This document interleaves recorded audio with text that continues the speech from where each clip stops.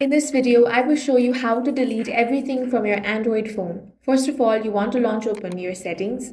Once you're on your settings, scroll down and tap on the General Management option. Then you will find the option of Reset. Tap on that.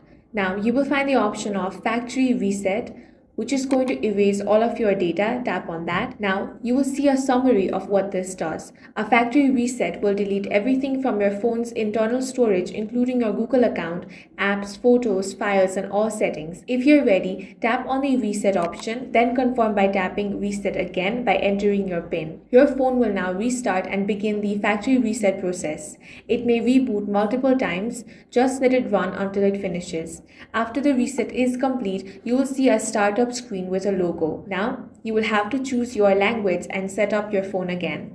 In this way, you can delete everything from your Android device, and that's all for this video. If you found it useful, make sure to hit the like button and subscribe for more videos like this.